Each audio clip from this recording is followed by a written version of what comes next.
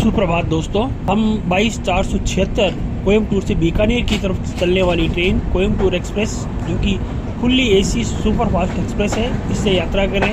हमारा जो दो पहले के प्रीवियस ब्लॉक थे वह मडगांव से लेके चले थे, हम मडगांव से, और लास्ट में सेकंड ब्लॉक में हम आचीर्ण तक आ चुके थे। तो आज हम आचीर्ण से यात्रा हमारी शुरू करेंगे और रत्नागिरी तक जाकर समाप्त करेंगे।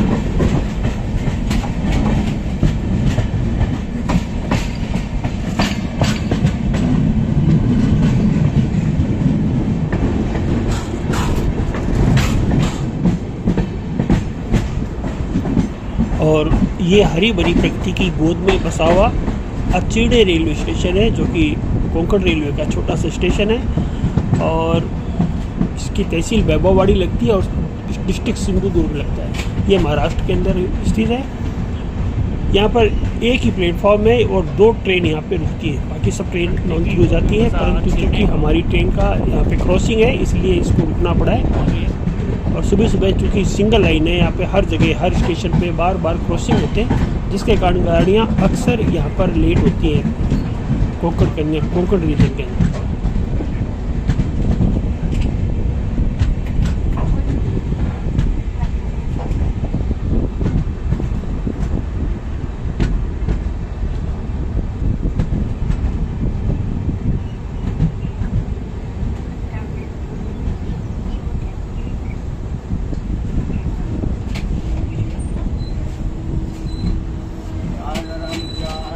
प्रकृति की गोद में बसा शानदार गांव छोटा सा आचीर्ण, यहाँ पे एक गाड़ी का क्रॉस होएगा, जिसके लिए हमारी 22,476 गाड़ी बीकानेर हिसार कोयम्बटूर खड़ी हुई है।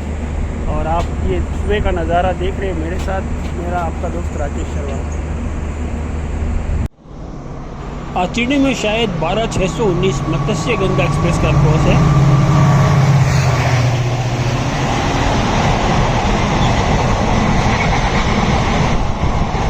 ये मत्स्य गंगा लोकमान्य तिलक टर्मिनस से चलती है और मंगलुरु सेंट्रल तक ही जाती है।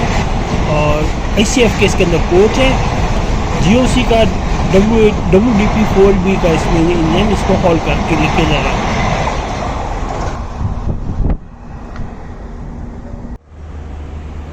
और साथ साथ हमारी गाड़ी के भी सिग्नल हो गए हैं और हमारी 22,476 कोयम्बटूर गाड़ी बीकानेर की तरफ, या बल्कि कहेंगे रत्नागिरी की ओर प्रस्थान कर चुकी है।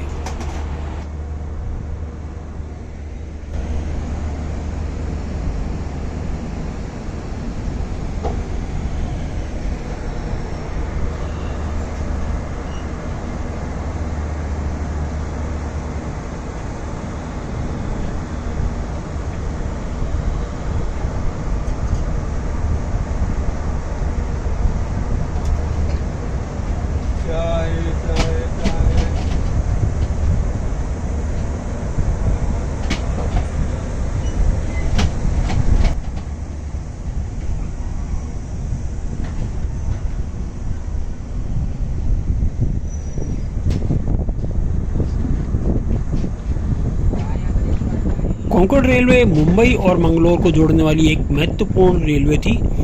यह 741 किलोमीटर लंबी लाइन थी, जो महाराष्ट्र, गोवा और कर्नाटक राज्यों को भी जोड़ा करती थी। कोंकण रेलवे एक ऐसा क्षेत्र है जहां आर पार बहती हुई नदियां, गहरी गहरी घाटियां और आसमान छूते हुए पहाड़ हैं। घनी हरियाली से लकदक हुई कोंकण जमीन की एक तटवर्ती पट्टी भी है, जहाँ पूर्व में पर्वतमाला और पश्चिम में अरब महासागर है। ये कोंकण रेलवे ऐसी भूमि है जहाँ कई पौराणिक गाथाएं भी आपस में गुथी हुई हैं, जुड़ी हुई हैं। यहाँ आर्थिक खुशहाली भी है और प्रचुर मात्रा में खनिज के स्रोत, घने वन, धान, नारियल और आम के हरे भरे पेड़ों के मैदान है। इसलिए इसे रत्नागिरी कहते हैं, रत्नागिरी का पठार या रत्नों से आच्छादित जगह। यहाँ इतने ज़्यादा खनिज स्रोत मिलने के कारण से रत्नागिरी का नाम दिया था। इतनी बड़ी परियोजना के लिए गहन सर्वेक्षण की जरूरत थी। इस दिशा में पहला प्रयास 1970 की शुरुआत में किया गया था। 1971 से 73 के बीच सरसरी तौर पर मंगलोर तक का सर्वेक्षण किया गया और 75 से 77 के बीच दास गांव से रत्नागिरी तक का गहराई से एक्सटेंसिवली इसका इंस्पेक्शन किया गया।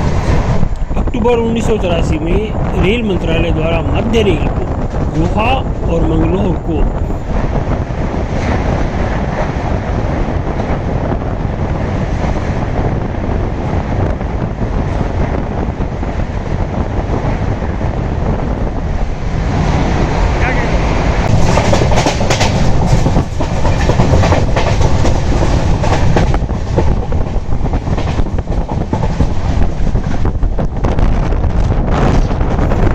अक्टूबर 1983 में रेल मंत्रालय द्वारा मध्य रेल को रोहा और मंगलोर को और दक्षिण रेलवे के साथ जोड़ने के लिए पश्चिम समुद्री तटीय लाइन के लिए अंतिम लोकेशन इंजीनियरिंग कम यातायात संरक्षण के लिए प्राधिकृत किया गया था।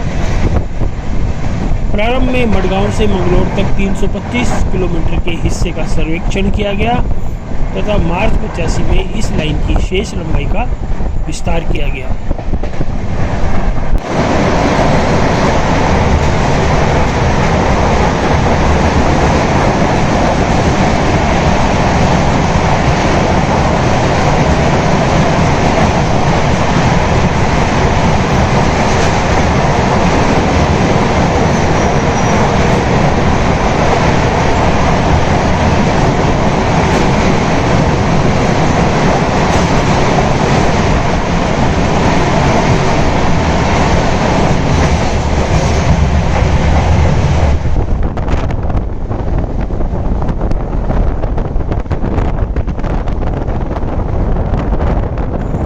दक्षिण रेलवे सदर्न रेलवे जिसे इस सर्वेक्षण का इंस्पेक्शन का काम सौंपा गया था,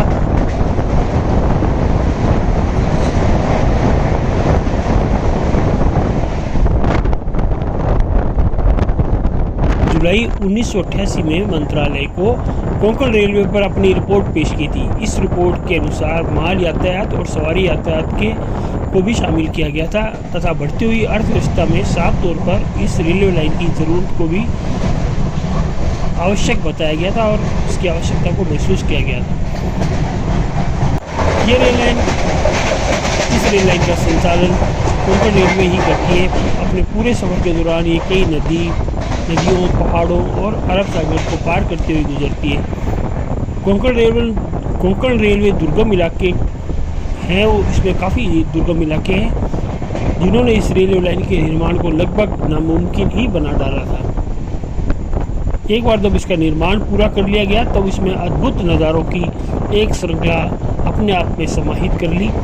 इस रेलवे रूट पर कुल 2000 तो पुल है और 92 सुरंग है। इस लाइन का निर्माण 20वीं शताब्दी में पूरे किए गए सबसे मुश्किल कामों में से एक काम था। भारतीय रेलवे दुनिया की चौथी व सबसे बड़ी रेल नेटवर्क है। जिस वक्त कोंकण रेलवे के निर्माण की कल्पना उठी थी, देश के लगभग सभी हिस्से पूर्वोत्तर को छोड़कर रेलवे के नक्शे पर थे। अंग्रेज भी इस बात को जानते थे कि देश में कोंकण क्षेत्र में रेलवे का निर्माण बेहद ही चुनौतीपूर्ण कार्य है और इसमें मानव शक्ति के अलावा ढेरों सारा धन भी खर्च होएगा। इसलिए उन्होंने इसकी परिकल्पना को बंद ही कर दिया था। और पर्यावरण की चुनौती भी इसमें काफ़ी ज़्यादा व्यापक थी। बरसात के मौसम में ये रेलवे लाइन का निर्माण करना एक बहुत बड़ी चुनौती थी।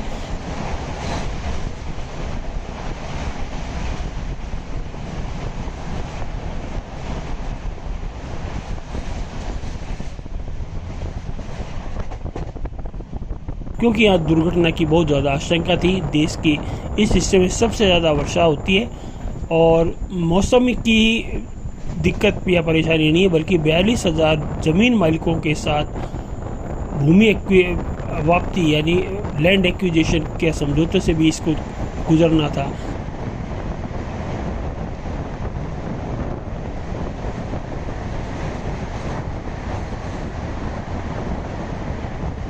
लेकिन सभी वजहों की वजह से ये परियोजना लगातार अटकती टलती चल रही थी।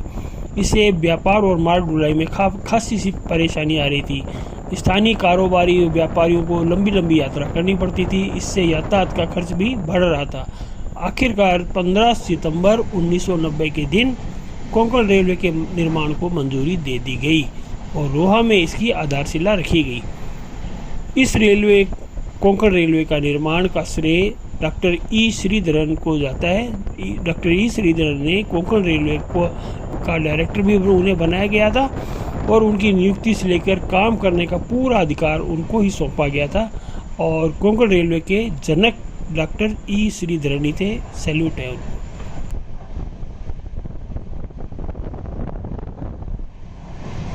इस रूप से हो चुका है। मडगांव से चलने के बाद गहन हरियाली थी, बहुत शानदार हरियाली, रिमझिम बरसात, खूबसूरत वादियाँ और एकदम शुद्ध हवा और एकदम। कोंकण रेल रूट को सदी की सबसे बड़ी चुनौती के रूप में जाना जाता है। इस रूट में 2000 ब्रिज और 92 सुरंगों का निर्माण कराया गया था। इसके बनाने के दौरान 90 से ज़्यादा मजदूरों को अपनी जान भी गंवानी पड़ी थी, वो शहीद हुए थे। और 100 साल पहले किया गया सर्वे जो इसका था वो Pune Konkan joint rail project के रूप में हिंजवड़ी स्टेशन और मुलसी रेलवे स्टेशन के बीच नया रूट तैयार किया गया।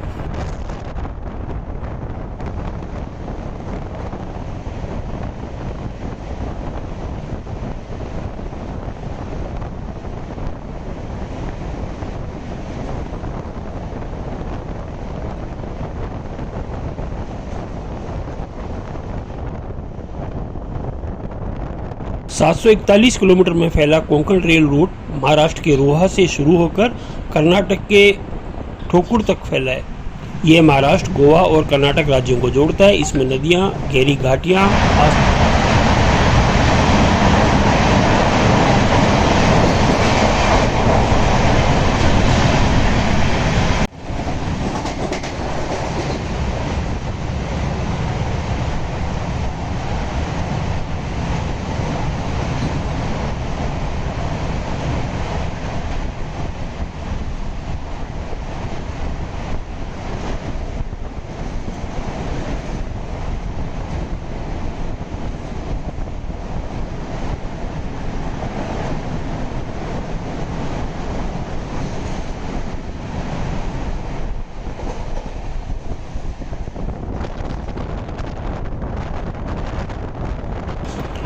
सात 741 किलोमीटर में फैला कोंकण रेल रूट महाराष्ट्र के रोहा से शुरू होकर कर्नाटक के ठोकुर तक फैला है। ये महाराष्ट्र, गोवा और कर्नाटक राज्यों को जोड़ता है। इसमें नदियाँ, गहरी घाटियाँ, आसमान को छूते पहाड़ भी शामिल है। इस रेल लाइन को सैंडविच रूट भी कहा जाता है। इसके एक तरफ पश्चिमी घाट की खूबसूरत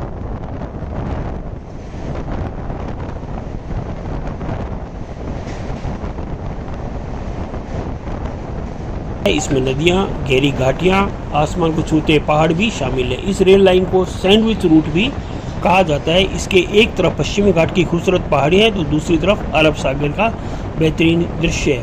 कोंकण रेलवे द्वारा संचालित इस ट्रेन पर लगभग 2000 ब्रिज और 92 सुरंग है। इस रूट पर करबुड़े सबसे लंबी सुरंग है जिसके की अभी आने वाली है। इसकी लंबाई 6.5 किलोमीटर है। ट्रेन को 30 किलोमीटर प्रति घंटे की स्पीड से इस सुरंग को पार करने में 12 मिनट से ज़्यादा का समय लग जाता है। 26 जनवरी 2016 को कोंकण रेल सेवा ने 18 वर्ष पूरे कर लिए थे। इस रूट को सदी की सबसे बड़ी चुनौती भी माना जाता है। अंग्रेज भी ये बात जानते थे। उन्होंने इस रूट का कार्य सर्वे तो कराया था लेकिन निर्माण कभी नहीं किया। इसमें मानव शक्ति के अलावा ढेरों पैसा भी खर्च होना था और इसके निर्माण में पर्यावरण भी एक बहुत बड़ी चुनौती था। बरसात के मौसम में यहाँ रेल लाइन का निर्माण बेहद ही कठिन था। समस्या सिर्फ मौसम की नहीं थी बल्कि 42,000 ज़मीन मालिकों के साथ समझौता और लैंड एक्विजिशन भी एक बहुत बड़ी चुनौती था। इस रेल रूट में पहाड़ को काटकर हजारों पुल और सैकड़ों सुरंगों का निर्माण भी एक बड़ी चुनौती था।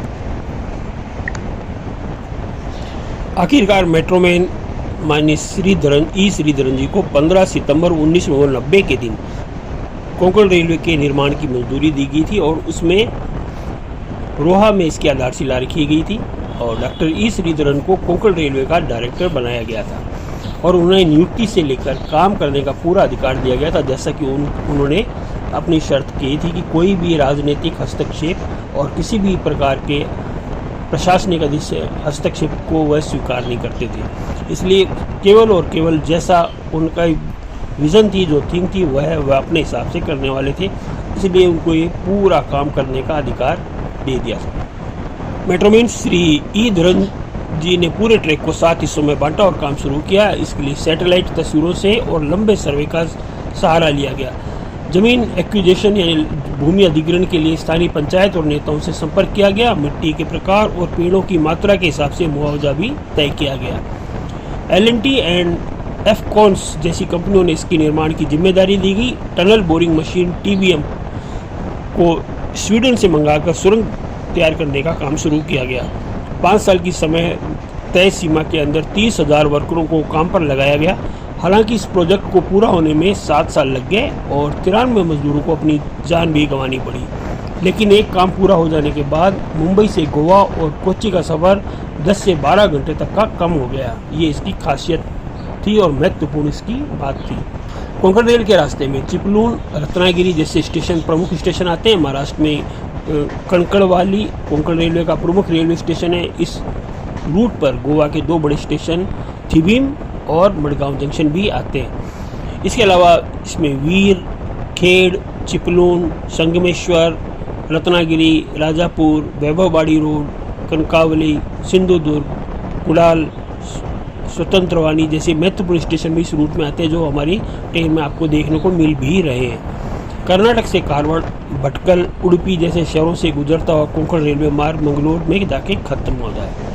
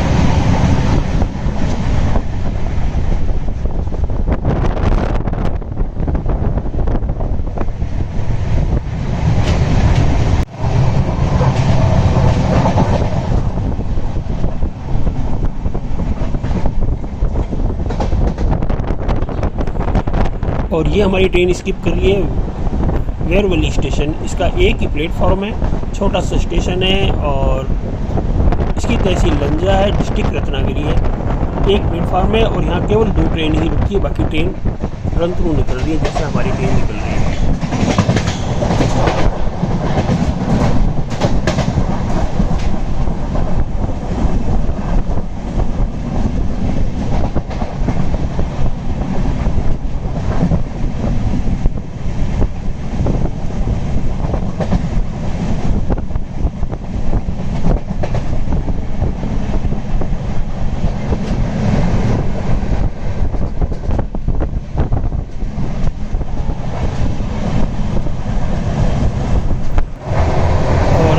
गाड़ी 22,876 Coimbatore Bikaner express superfast AC express Adavali station को क्रॉस करिए, स्किप करिए। आडवली का कोड है ADVL। यहाँ पर प्लेटफॉर्म केवल 2 हैं और होल्टिंग ट्रेन यहाँ 28 है। ये कोल्हापुर रेलवे एयरपोर्ट से लगभग 83 किलोमीटर दूर है, महाराष्ट्र के में पड़ता है। यहाँ पर स्टेट हाईवे अभी जो दिखा था 110 यह स्टेट हाईवे यहाँ पे से निकलता है और ये कोंकण रेलवे का रत्नागिरी डिवीज़न का स्टेशन है। 64 मीटर ये सी लेवल से अब होगा।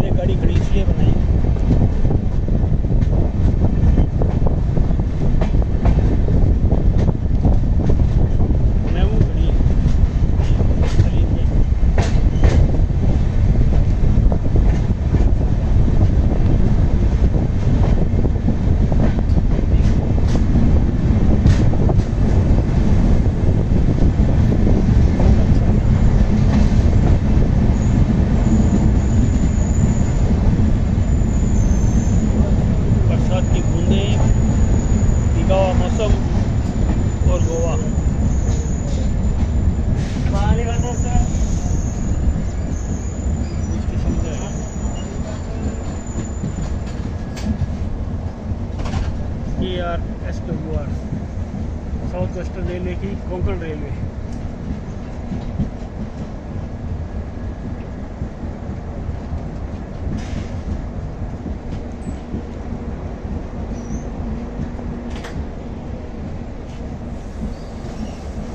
इलेक्ट्रिफिकेशन पूरा हो चुका है इधर कंप्लीट।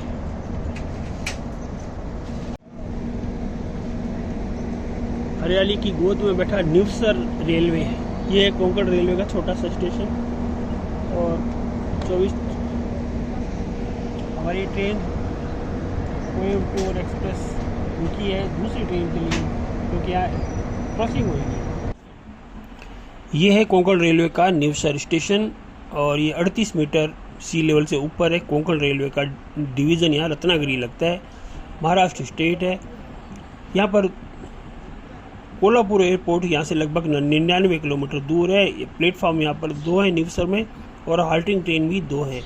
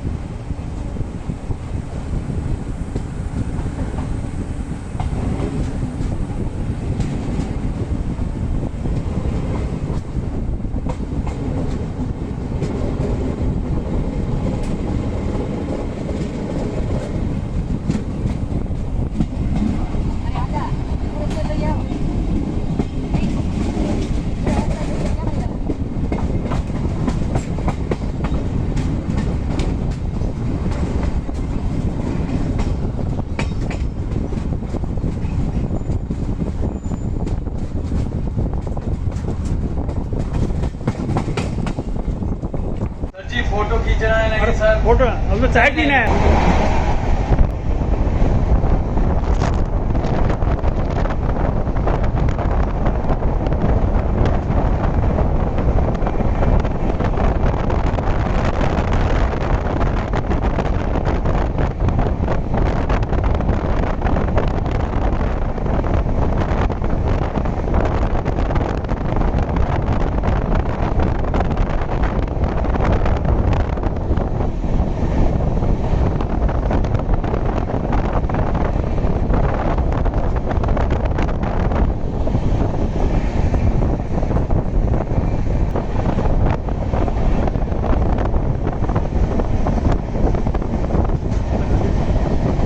और ये आया रत्नागिरी का रेलवे स्टेशन।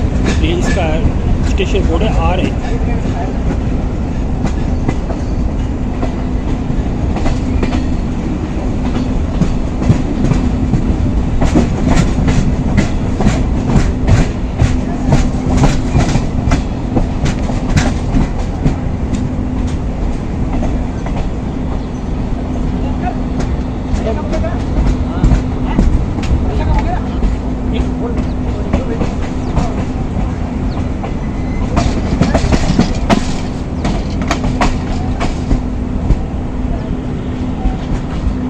स्टेशन कोड में फ्री वाईफाई सेवा भी उपलब्ध है और कुछ मॉडर्न फैसिलिटी भी यहाँ आपको दिखाई देंगी, जैसे एलिवेटर एंड एस्केलेटर।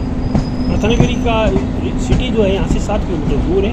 रत्नागिरी से देश के विभिन्न शहरों में डेली कनेक्टिविटी मिलती है।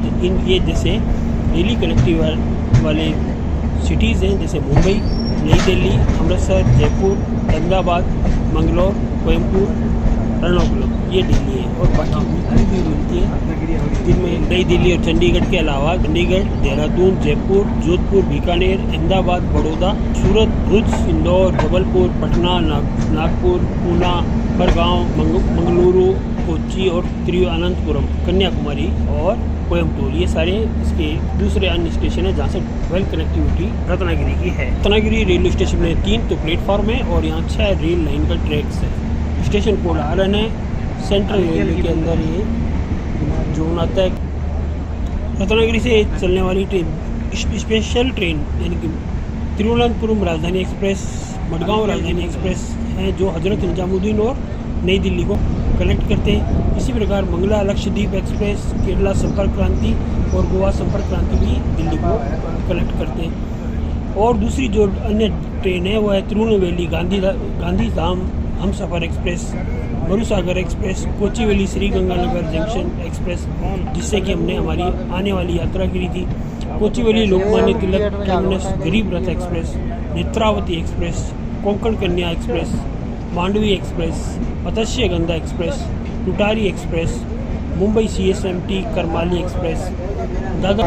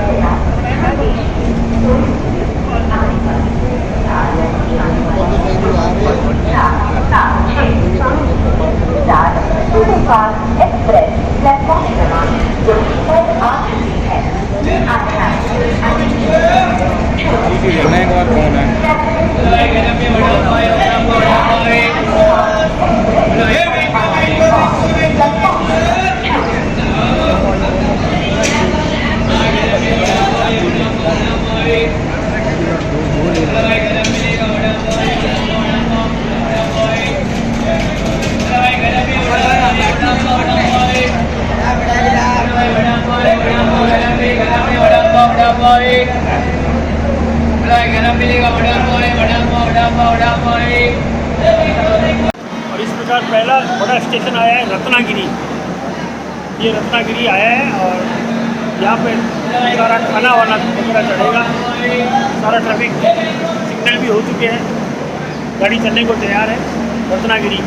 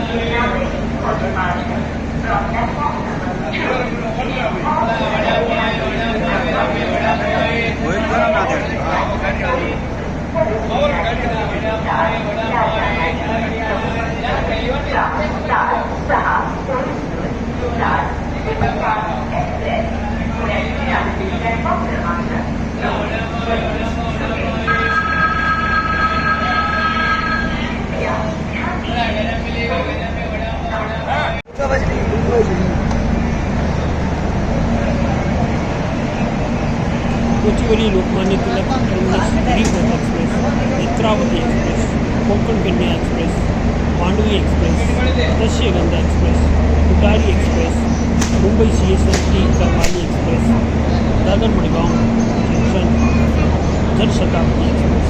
ये विशेष कई सारी गाड़ियाँ गणेश चतुर्थी पे क्रिसमस में स्पेशल ट्रेन भी चला करती हैं।